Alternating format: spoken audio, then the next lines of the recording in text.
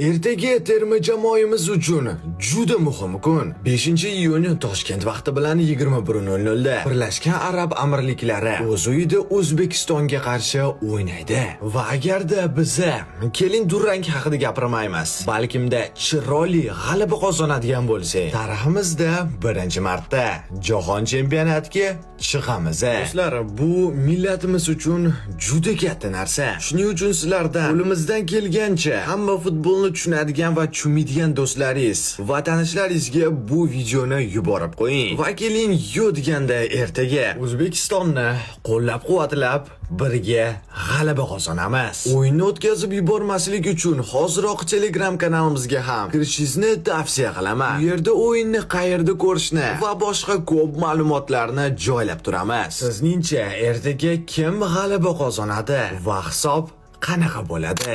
Futbol esa milliy kola bilan mazaliroq. O'zimizni milliy ta'mimiz milliy kola.